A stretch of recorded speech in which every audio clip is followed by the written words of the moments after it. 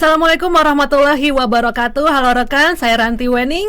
Jumpa lagi di podcast kan. Nah, kali ini kita kedatangan tamu spesial. Siapakah beliau? Beliau adalah Direktur Sistem dan Harmonisasi Akreditasi Badan Standarisasi Nasional, yaitu Bapak Sugeng Raharjo. Selamat datang Pak Sugeng. Selamat sore Mbak Selamat Ranti. sore Pak. Apa kabarnya hari ini Pak? Baik, Alhamdulillah Mbak Ranti. Alhamdulillah ya Pak ya. Baik. Kali ini kita akan membahas tema nih Pak, pengembangan sistem dan harmonisasi akreditasi di Komite Akreditasi Nasional ya Pak ya. Baik, kita masuk ke pertanyaan pertama nih Pak Sugeng. Kalau boleh tahu berapa banyak Pak skema yang sudah dioperasionalkan oleh KAN nih Pak? Oke, baik, terima kasih Mbak Ranti. Jadi sampai saat ini ada 33 skema yang sudah dioperasikan oleh Komite Akreditasi Nasional. Dan yang terakhir di launching kemarin adalah skema untuk akreditasi lembaga sertifikasi badan usaha untuk sektor konstruksi Mbak Ranti. Baik, berarti sudah cukup banyak juga ya Pak ya, 33 ya Pak betul, ya, 33 skema. Baik Pak, dari 33 skema ini kira-kira skema yang paling banyak peminatnya apa nih Pak? Dan kalau boleh tahu tuh kenapa Pak skema tersebut bisa banyak peminat ya Pak? Iya. Kalau skema yang banyak peminatnya adalah skema untuk pengujian Mbak Ranti. Pengujian Jadi ya, Pak, pengujian di laboratorium pengujian itu sangat banyak. Saat ini ada sekitar 1.500 laboratorium uji yang diakreditasi oleh KAN. Dan memang di seluruh dunia sektor pengujian ini sangat besar pelaku usahanya. Jadi kalau kita lihat memang kebutuhannya sangat besar. Di semua sektor industri pengujian dilakukan Mbak Rantri. Jadi setiap tahapan pengujian, di setiap tahapan produksi itu selalu dilakukan pengujian. Kalau kita melakukan misalkan ngecek kesehatan juga pengujian. Jadi sangat banyak sektor pengujian yang dibutuhkan oleh para pemangku kepentingan. Betul Mbak Ranti. Oleh pengujian ya Pak ya. Berarti memang diminati karena juga kebutuhan pasarnya ya Pak ya, seperti itu ya Pak. Pengujian banyak dibutuhkan oleh masyarakat dan pasar gitu ya Pak ya. Mbak Ranti. Nah, kemudian bagaimana sebenarnya tahapan kan dalam pengembangan skema nih Pak? Iya. Tentu saja yang paling utama adalah kita merespon kebutuhan para pemangku kepentingan Mbak Ranti. Jadi pemangku kepentingan ini bisa dari sektor private, dari pelaku bisnis, dan juga bisa dari sektor pemerintah. Jadi kita lihat dulu Mbak Ranti kebutuhannya dari sektor bisnis to bisnis, dari para private sector ini seperti apa, dari kementerian, dari pemerintah itu dalam rangka untuk menegakkan kebijakan pemerintah. Kebutuhan mengenai skema ini sangat diperlukan. Kita lihat dulu juga Mbak Ranti, sebelum itu juga kita akan lakukan studi dulu Mbak Ranti, studi visibility, apakah skema ini cukup visible untuk dioperasikan. Karena kita juga tidak ingin skema yang kita buat itu nanti terus nggak ada peminatnya atau tidak ada yang membutuhkan. Jadi pasti kita lakukan analisis dulu kebutuhannya, skemanya benar atau tidak, skema ini bisa diakreditasi atau tidak, sumber daya kita bisa kita sediakan atau tidak, dan juga pasarnya Mbak Ranti, pasarnya bagaimana, seperti itu. Baik, jadi dibutuhkan tadi ya Pak ya untuk uji visibilitas gitu ya Pak ya, untuk mengetahui apa nih yang lagi ngetren di pasar gitu ya Pak ya. Betul. Nah, tadi ada beberapa skema ya Pak ya, seperti pengujian dan sebagainya, dan sebenarnya juga ada skema regulasi teknis gitu ya Pak, yang diatur oleh kementerian terkait gitu Pak ya, seperti misalkan SFLK, Umroh dan Haji, terus juga SNI dan juga ISPO ya Pak ya. Nah, menurut Bapak nih bagaimana nih Pak mengenai skema-skema regulasi ini dan tantangannya ketika kan mengoperasionalkan skema-skema regulasi tersebut Pak? Iya, baik. Jadi tantangan utamanya adalah kepercayaan Mbak Ranti. Jadi skema-skema yang dilakukan, yang dioperasikan, yang diminta oleh terutama untuk dari pemerintah itu untuk membangun kepercayaan. Bagaimana agar proses itu bisa dipercaya oleh masyarakat, dipercaya oleh negara lain, itu dilakukan melalui proses sertifikasi, akreditasi, pengujian dan lain sebagainya. Jadi tantangan terbesarnya adalah itu, membangun kepercayaan sehingga skema yang dioperasikan itu bisa diterima oleh semua pihak, oleh dalam negeri, oleh luar negeri, sehingga perdagangan kita juga lancar gitu. Kalau kita lihat dulu Mbak Ranti, dulu ambil contoh lah yang Mbak Ranti tadi sampaikan, skema untuk sertifikasi legalitas kayu. CVLK ya Pak betul, ya. Mbak, sertifikasi verifikasi legalitas kayu. Jadi dulu ada isu mengenai pembalakan liar, ada isu mengenai perdagangan kayu ilegal gitu Mbak Ranti, sehingga kayu kita sulit untuk keluar negeri, untuk kita ekspor dengan penyusunan skema mengenai SVLK ini Mbak Ranti. Jadi kita bekerja keras dari Kementerian Kehutanan, dari Kementerian dari KAN, dari stakeholder, dari dari NGO dan lain sebagainya, ikut memonitor proses sertifikasi ini Mbak Ranti, sehingga kepercayaan luar negeri itu bisa kita raih Mbak Ranti, sehingga kayu-kayu kita juga bisa kita ekspor keluar ke luar negeri. Isu-isu negatif mengenai pembalakan liar, isu-isu negatif mengenai perdagangan kayu ilegal juga bisa kita tepis. Artinya kalau mereka terima sistem SVLK kita, artinya mereka juga mempercayai bahwa proses yang ada di dalam kita juga memenuhi kaidah-kaidah fair trade ya Mbak Ranti, tidak mengancam kelestarian lingkungan hidup, tidak membuat hutan-hutan kita gundul dan sebagainya. Baik, berarti intinya membangun kepercayaan ya Pak ya. Betul, membangun betul. kepercayaan itu intinya ya. Baik Bapak, oke rekan, menarik sekali obrolan kita pada segmen yang pertama ini ya Pak ya. Jangan kemana-mana setelah jeda berikut ini.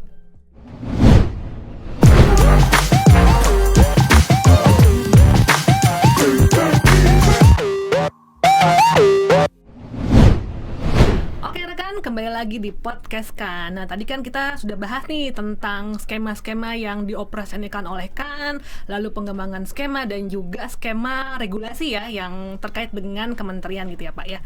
Nah, kita lanjut ke pertanyaan berikutnya nih Pak. Tadi sudah tentang skema, nah sekarang tentang tak kalah penting nih Pak, tentang SDM ya Pak ya, dimana kan ini merupakan ujung tombak juga ya Pak dalam operasional dan juga proses akreditasi gitu ya Pak.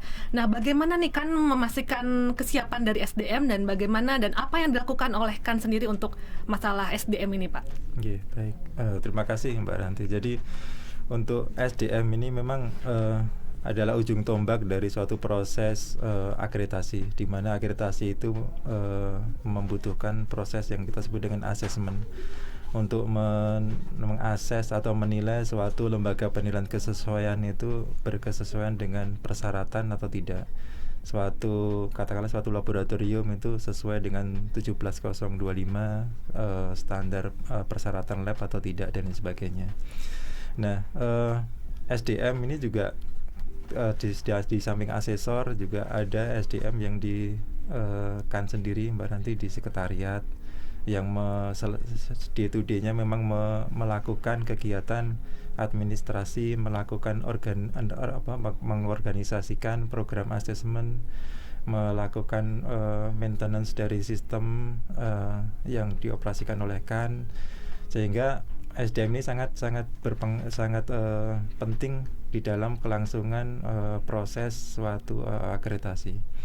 Oleh karena itu kita selalu berusaha mengembangkan terus kompetensi sumber daya manusia kita, para asesor, para panitia teknis, para teman-teman di staf sekretariat, selalu kita update informasinya Mbak Ranti.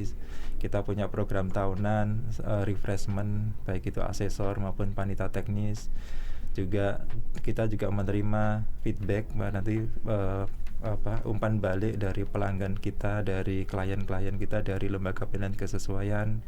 Itu nanti juga masuk ke dalam program-program pelatihan kita untuk pengembangan sumber daya manusia. Teman-teman di sekretariat juga kita programkan untuk selalu belajar, untuk selalu mengembangkan diri, baik itu dari proses-proses training, dari proses-proses magang yang dilakukan, dari praktek-praktek Mbak Ranti membantu PSN dalam pembinaan UMKM, Kita juga punya sistem pelatihan yang online, Mbak Ranti, yang bisa yang bisa diakses oleh teman-teman semua, dan juga kita selalu memonitor, Mbak Ranti, program-program training apa yang ada di internasional. Itu yang menjadi program kita, sehingga sumber daya manusia kita kan selalu kita update dengan informasi terkini dan juga mengenai kompetensi yang dibutuhkan, sehingga kebutuhan skema akreditasi itu bisa kita penuhi secara terus-menerus. Baik, jadi penting dari segi kuantitas dan juga jangan lupa tentang kualitasnya juga ya Pak, ya, kompetensi SDM-nya ya Pak ya. Betul Mbak Ranti. Baik Bapak. Dan selanjutnya nih Pak, tentang terkait dengan keberterimaan akreditasi nih Pak yang dilakukan. Nah, apakah benar Pak akreditasi yang dilakukan oleh KAN itu bisa diakui di level internasional, dan bagaimana mekanismenya dan bukti-buktinya apa Pak kalau KAN ini sudah diakui di level internasional gitu Pak? Iya. Jadi pengakuan akreditasi itu melalui proses yang kita sebut Mutual Recognition Arrangement. Jadi kita punya afiliasi ke organisasi regional yang kita sebut APAC, Asia Pacific Accreditation Cooperation, dan di ILAC untuk bidang laboratorium, International Laboratory Accreditation Cooperation, dan juga IAF, Mbak Ranti, International Accreditation Forum untuk bidang sertifikasi. Nah, di dalam terminologi APAC, ILAC, IAF, pengakuan internasional itu diwujudkan dalam suatu Mutual Recognition Arrangement. Kita memperoleh saat ini ada 14 bidang yang mendapat MRA, berarti Mutual Recognition Arrangement dari APAC. Dan memang untuk ke IAF maupun ILAC memang jalannya adalah melalui MRA di APAC dulu. Jadi kita memperoleh MRA di APAC, nanti dari APAC baru meningkat ke internasionalnya. Dari 14 itu tahun 2021 ada 2 yang berhasil kita tambah, yaitu untuk GHG, gas rumah kaca, verifikasi validasi gas rumah kaca, dan juga FSSC untuk food safety. Food safety ya Pak? Betul Mbak. Jadi sekarang ada 14 lingkup yang berhasil memperoleh pengakuan internasional melalui mekanisme MRA tadi. Untuk MRA juga tidak mudah Mbak Ranti. Kita mulai dari tahun 2001 pertama kali memperoleh MRA untuk bidang pengujian.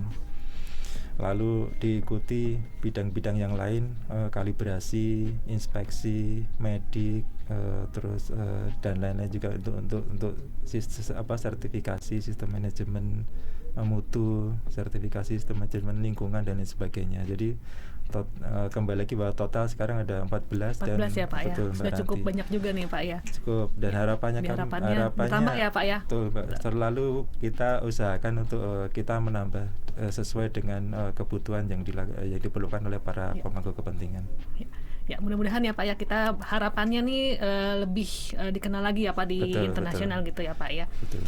Baik Pak Sugeng, nah ini pertanyaan terakhir nih Pak. Nah, coba kami diberikan bocoran sedikit nih Pak, apa rencana KAN ke depan, dan mungkin dalam waktu dekat ini nih apa saja nih Pak yang program-program KAN dalam waktu dekat ini Pak. Silakan Pak Sugeng. Oke, terima kasih Mbak Ranti. Jadi ke depan tentu saja tetap kita selalu untuk mengembangkan diri, Mbak Ranti, melayani kebutuhan dari para pemangku kepentingan.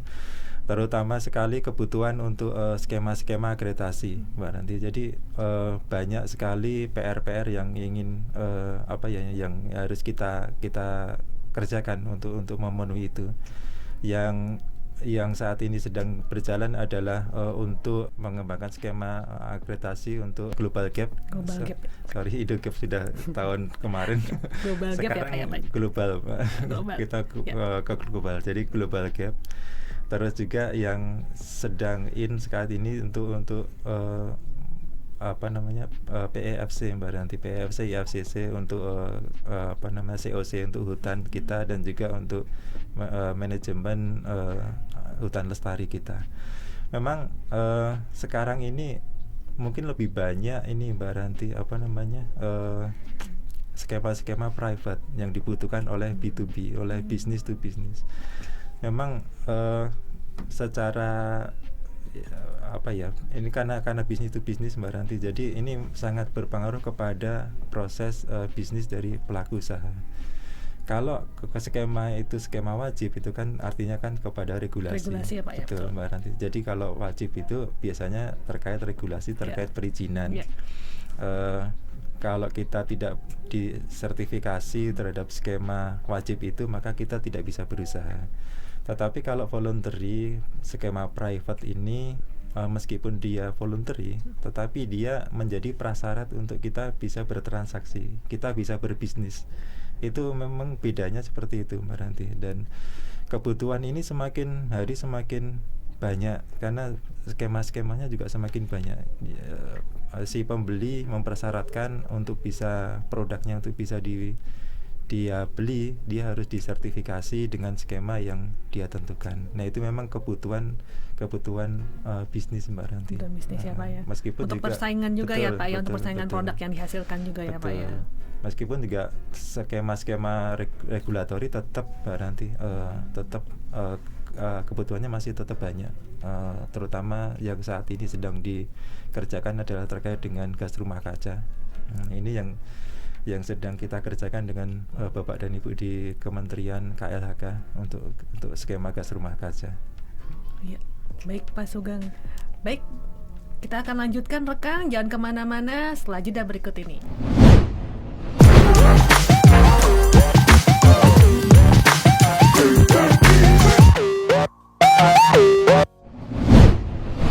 Kembali lagi di podcast kan ya rekan, tadi kita sudah jelaskan secara gamblang ya Pak ya mengenai skema, lalu juga pengembangan skema, lalu juga ada skema regulasi, SDM akreditasi, dan juga keberterimaan kan di level internasional gitu ya Pak ya.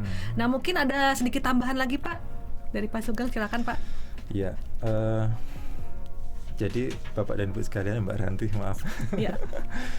Biasa ini Mbak ngomong di webinar jadi. Oh iya Pak.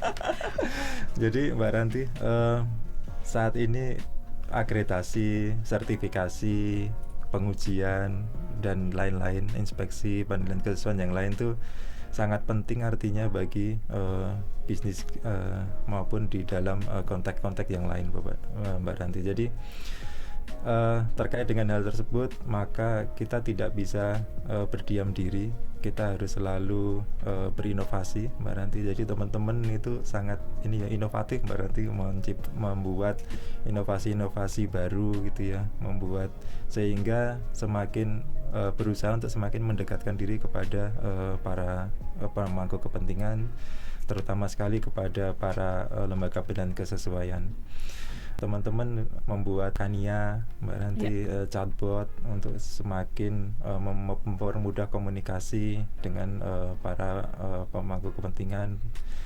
Teman-teman juga kita membuat yang akan segera kita launching adalah New Kanmis Mbak Ranti, pembaruan dari Kanmis yang kita kita operasikan saat ini, sehingga dengan New Kanmis ini harapannya adalah semakin mempermudah dan juga membuat proses akreditasi menjadi lebih lancar.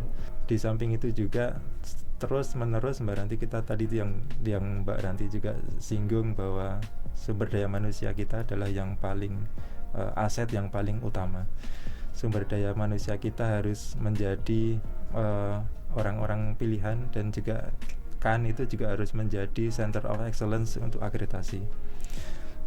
Untuk akreditasi, sertifikasi, pengujian ya kalau tanya ya ke Komite Akreditasi Nasional Mbak, nanti nggak ada yang lain.